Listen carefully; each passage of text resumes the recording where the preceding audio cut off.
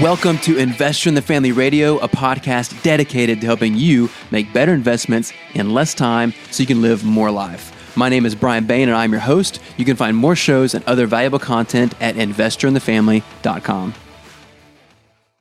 Well, on today's show, we have Brad Thomas. Thanks for being here.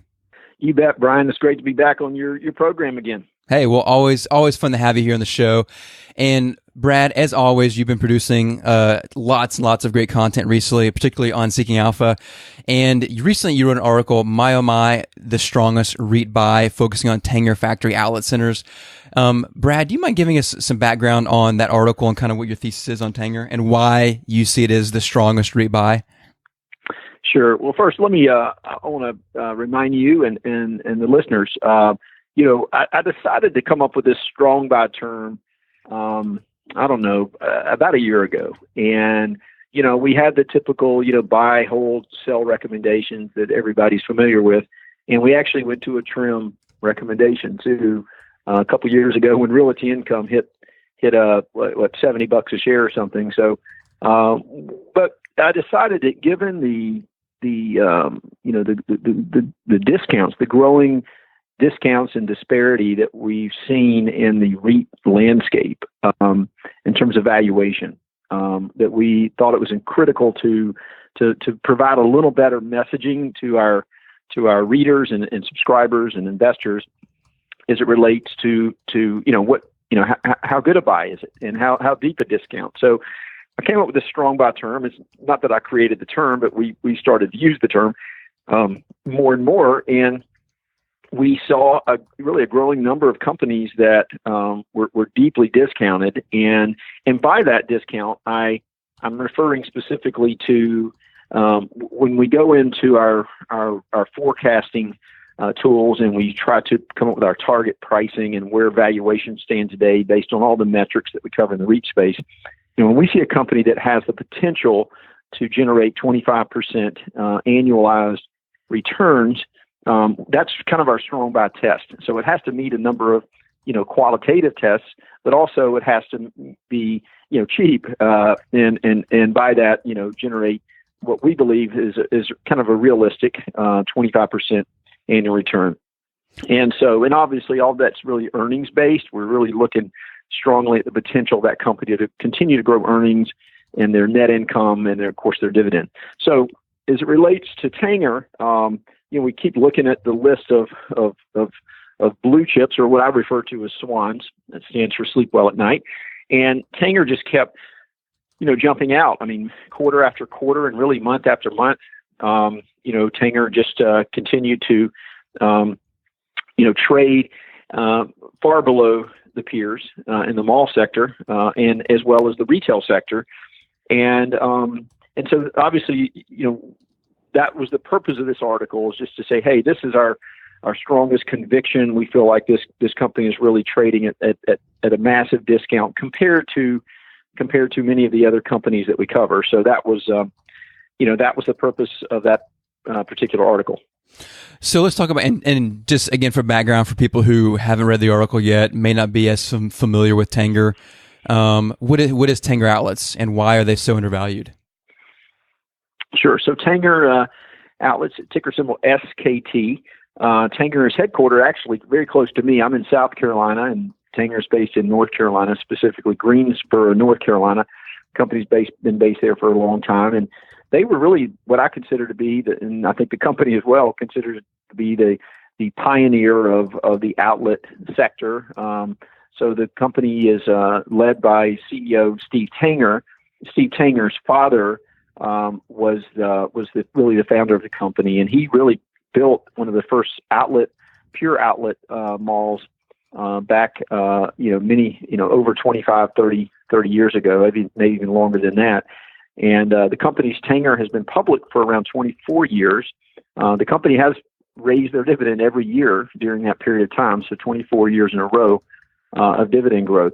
But what's really interesting about this company is that, I'm sure and all the listeners know what an outlet center is. And I think one of the big misconceptions is that, Tanger is not really a mall REIT, although they are classified as a mall REIT, and that's their closest peer or their closest competitor There are no department stores in the outlet sector, and so although we have to really compare Tanger to the other mall REITs, they really are different. And so I think that's really number one, is that when you look at valuations today and you see kind of where Tanger's price to funds from operations is trading versus, say, Simon and Taubman and some of the other higher quality A malls, it's really not a fair comparison.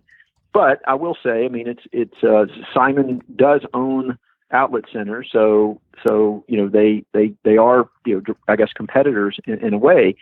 But another thing that I really felt like that's really compelling with Simon, again, kind of going back to how they really pair up in the mall space, they actually have a partnership with Simon. So they have Simon and Tanger have really co-invested in a handful, I think 2 or 3 different outlet centers in the U.S.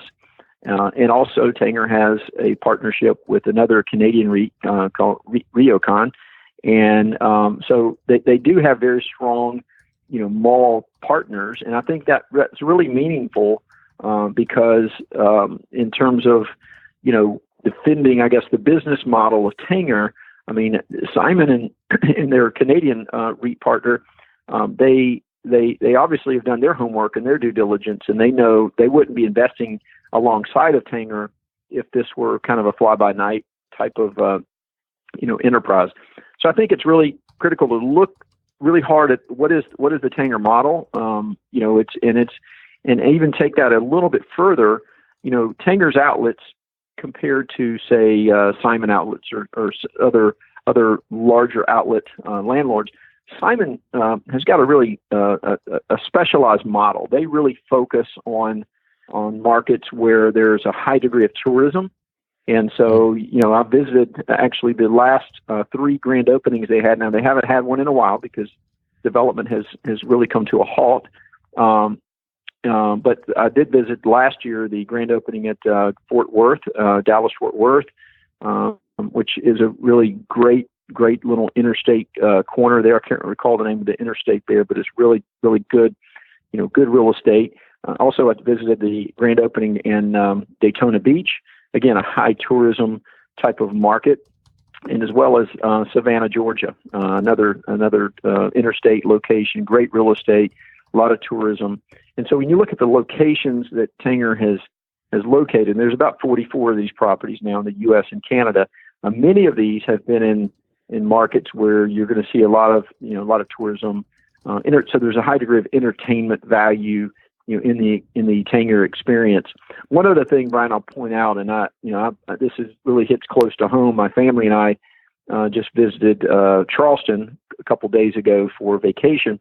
And of course, I was thinking about Tanger driving down, and one of the analysts mentioned this to me, this comment a while back, in that, when you think about, Tanger's business model and the tourism kind of, attributes, many people who, including me, who go on vacation, when you go on your vacation and you've got your credit cards, paid off, and so you go down, and psychologically you're thinking, well, we're gonna have fun. We got the family, the kids.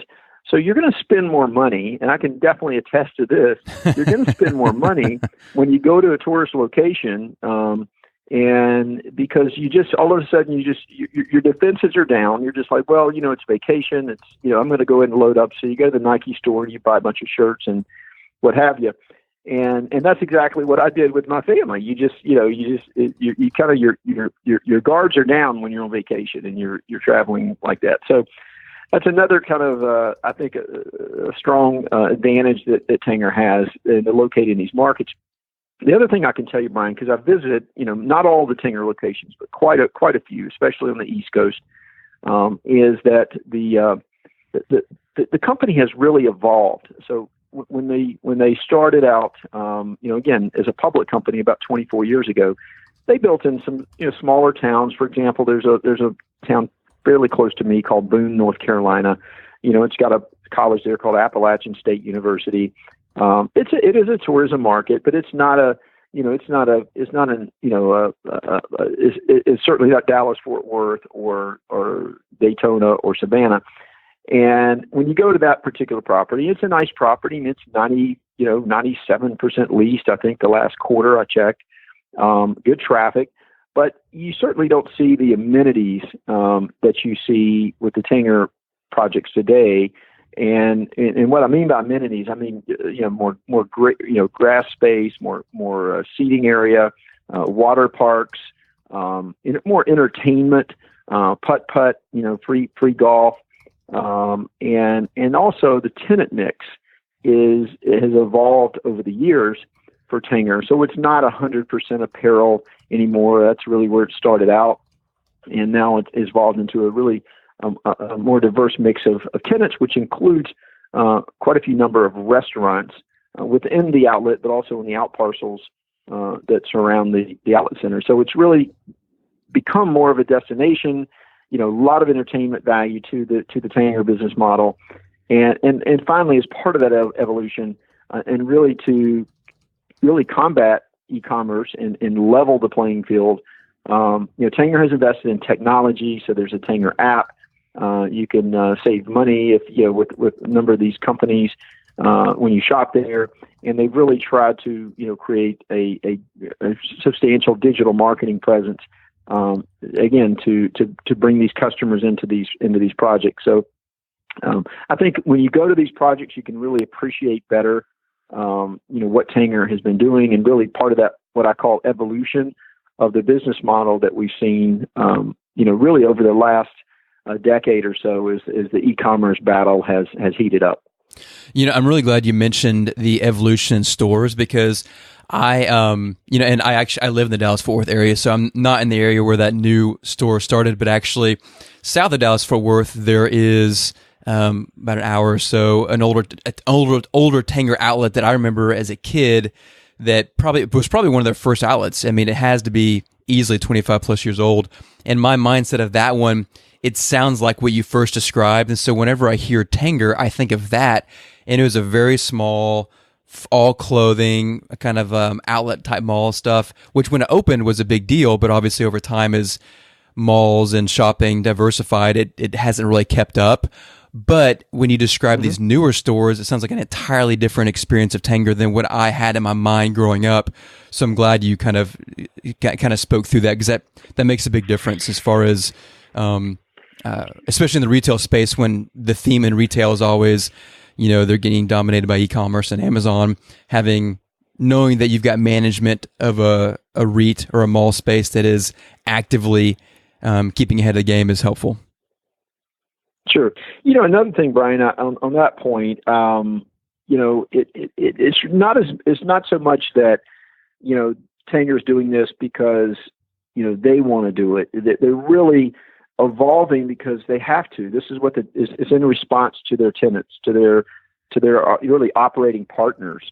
And so when you look at the growing list of retailers and just tenants in general, not all of these are retailers again, that are locating in these outlet centers. This is something that they wanted, and the outlet center today. Again, this goes back to what I started out talking about, is what I call the misconception today. And when you look at outlets, I mean, it is the lowest cost, rent of any brick and mortar model. So when you look at, say, like an Ann Taylor, goes in the mall, and they're going to pay, $60-$70 a foot, whatever the going rate is to be in a Simon Mall. And then to go into an outlet center, they're going to pay much, much less. So the operating cost for an outlet center is much lower than any other really model, whether it's a shopping center or a mall. So that's really important. And one thing that I do that I really, and I only, as you know, I do this not only for Tanger, but most every company that I cover, I look very closely at the revenue drivers of those businesses, because your REIT is only as sustainable as its revenue drivers, as its rent.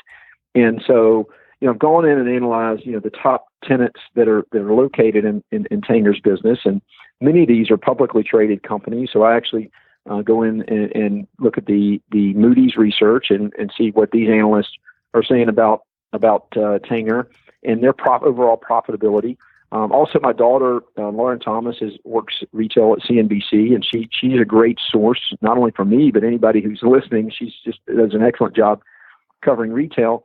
So, but when you look at the revenue drivers of Tanger and these tenants, and you go into these earnings calls, and I've gone into a number. The last article I wrote that you referenced, I went in and found a couple really interesting comments for a number of these retailers. And what we're seeing is that these retailers really value the outlets. They are one of the most profitable, if not the most profitable, models for their whole omni-channel business. So when you look at the profitability of these retailers today, and you think, well, why is it that one company is more profitable than the other? And what I found is the companies that are able to really manage a presence throughout the whole omni-channel experience. In other words, if this retailer has a really good e-commerce strategy, and they've got a really good outlet strategy, and they've got a really good mall strategy, then those are the retailers that actually are performing very, very well, because they've been able to really build a strategy on all of those components.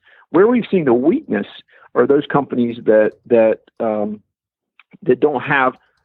really focused either on, say, e-commerce, or they don't have an outlet model, or they haven't performed well, in the mall space. So I think that's really the important thing that I look at is the overall profitability of these retailers. Now, I was at a conference in Las Vegas just about a month ago, and actually, I just mentioned my daughter. She was moderating a panel for ICSC, the shopping center sponsor of this big conference called Recon. And one of the tenants on the panel was the CEO of Untuckit. You probably have already bought Untuckit's shirt. I haven't. I need to do that. But Untuckit is obviously a really popular. I do have Stitch It, by the way. So I do get my monthly Stitch It. And I have actually kept a number of, I think the blue jeans I'm wearing right now, I think they came from Stitch It. Okay. I hate shopping. Yeah. Full disclosure. That makes two of us. I try to do it once every 5 years. Yeah. Stitch It's a great, you don't get addicted, because once you get that credit, they give you that credit card, and I forget, they charge I think it's $15 a year or something. It's pretty ridiculous, and they'll just ship your stuff, Brian, and they don't charge you until you ship it back. When you ship it back, they don't charge you. They only, in other words, they only charge you if you keep merchandise. It. So I've kept a lot of stuff, and it's actually reasonably priced. And it's kind of the Hotels Tonight. I use Hotels Tonight when I travel too, which is the app, a great app for finding hotel bargains. It's kind of like that Hotel Tonight kind of blueprint. It doesn't give. I mean, these are all high quality merchandise. But so anyway, right. And I'm telling you that because obviously Stitch It is actually one thing that does compete with Tanger. I mean, there's no question that I could have bought these jeans that I'm wearing now at Tanger, but I didn't. I bought them online, and so I think this is one of the things that I think Tanger has really had to address. But more importantly, their tenants have really had to address, and so by partnering together, they've created a more entertainment-like value proposition. But back to Untuckit, what was really interesting, Brian, when I was listening to the CEO, of course, Untuckit started as a e-commerce business. Before they had any stores, they were just selling millions of shirts online, and so then they decided to branch into the space. So now they've got shopping center locations and I think mall locations as well as outlets. One of the things that popped out that the CEO said was, one of their most profitable brick and mortar locations is an outlet location. And so I thought that was really, compelling. Now I went and spoke with the CEO after the conference because I really wanted to drill down a little further about outlets. And of course, one of their problems is that because it's their pricing. And this is the problem that I think a lot of these retailers have in terms of their pricing model, because if I don't know what an Untuckit shirt sells for online, but it can't sell for the same thing. It's got to be value to buy that shirt online versus an outlet versus a mall. So I think the important thing for a lot of these retailers is really that price point and find that differentiation. Where's the right price for that product? But outlets have been able to do that very successfully. And you see when you look at store closures today, and obviously the store closures has been the biggest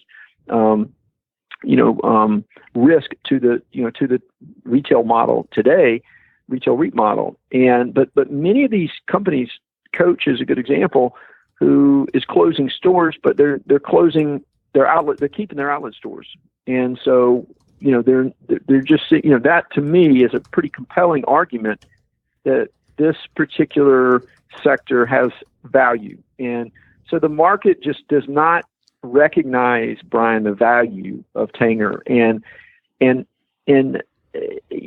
looking at the company's fundamentals, I think this is the most compelling part of this is, there aren't many REITs that have increased their dividend during the last recession, and Tanger is the only mall REIT that's done that. And now Taubman did not cut their dividend in 2009, but they did not increase it either. So, and of course, Simon cut their dividend.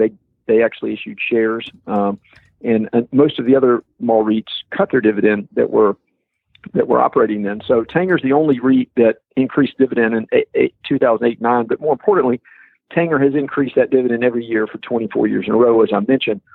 And again, going back to fundamentals, the company has an exceptional payout ratio. They've been able to increase that dividend.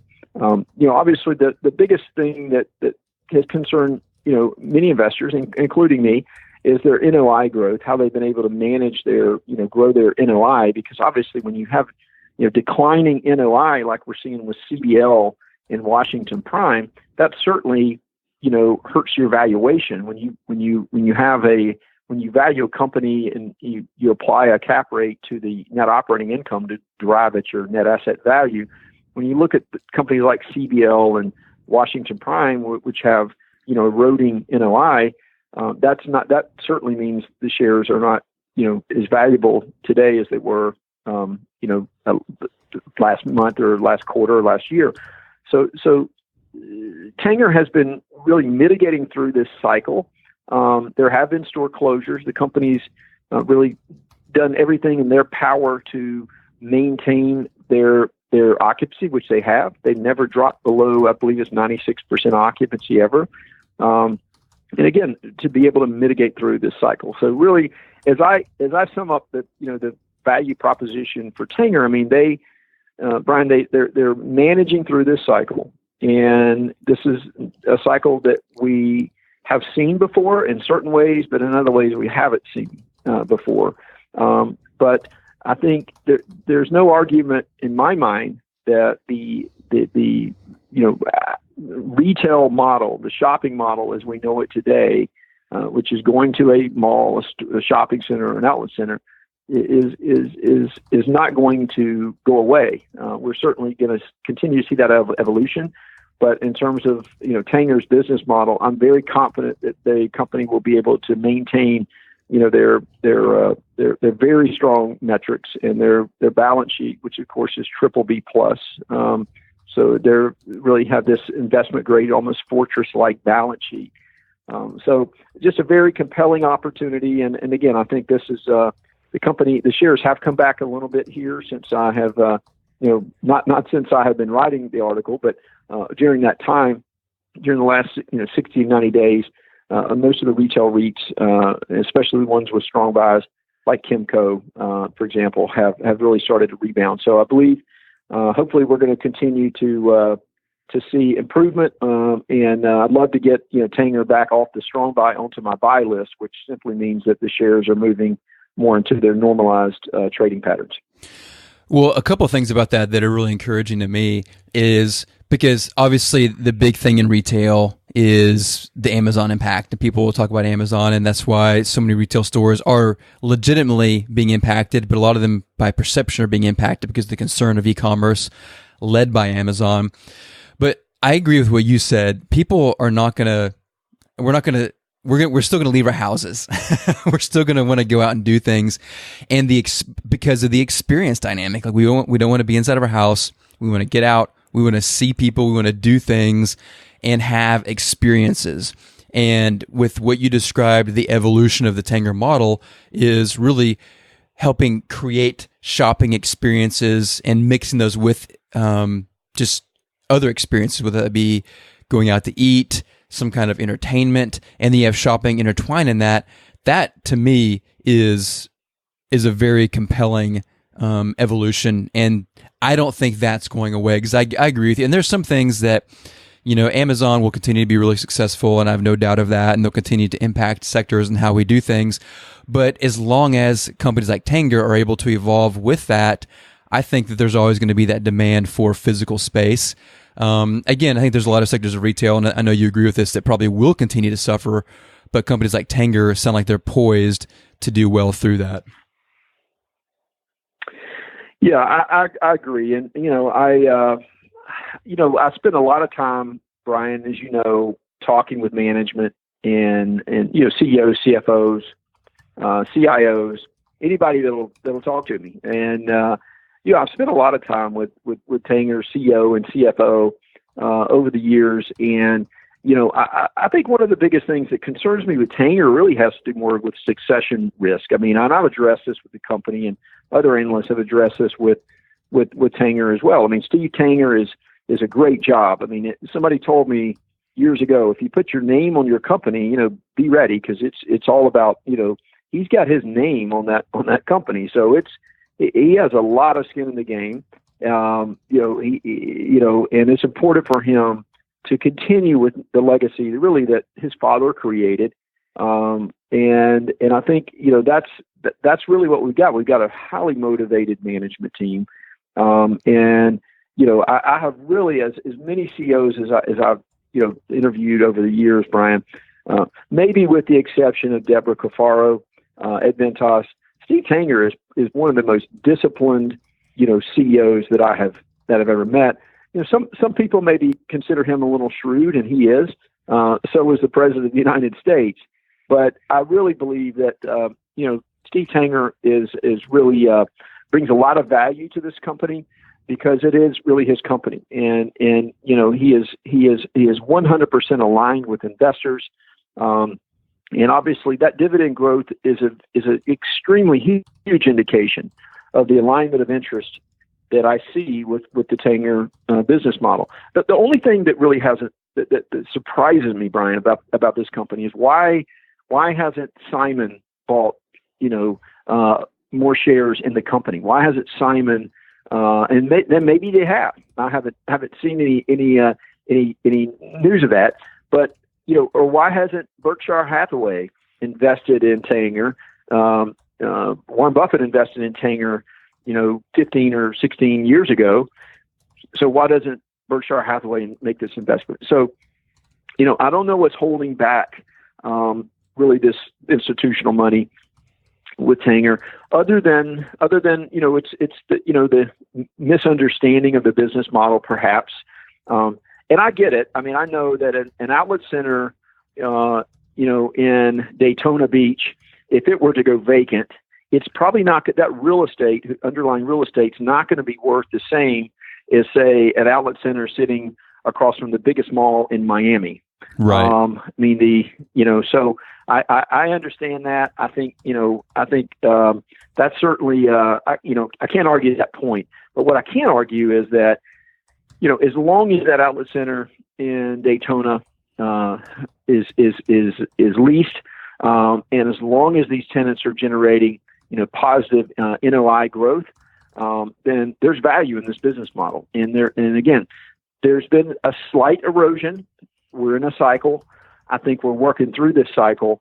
And I think the other thing that's really, I think, compelling too, is just there really hasn't been as much conversation on the tax reform, and specifically how tax reform is impacting, the balance sheets or the income statements of these retailers. And so I think, I've gone into these earnings calls, and a number of these companies are taking their savings and reinvesting back into their portfolios, into their inventory, into expansion, buying back shares. So I think tax reform has really been a catalyst. It really hasn't been recognized as much, I think, in the retail REIT space. But I think you're going to find out because we're seeing that. I think we're going to see here in the second quarter, which is getting really close here. The amount of capital that's flowing back via tax reform, and many of these corporations are stronger and stronger, and they're expanding. We're starting to see that, and I think there's really a growing number of store expansions that are out in the market today. So I really think that's really important to the Tanger model as well, and obviously to the consumer. Obviously, the tax reform also puts more disposable income in the pockets of the consumers, which as well as I, it'll be spent in the malls and outlets. So I think there's just a lot of opportunity with Tanger today.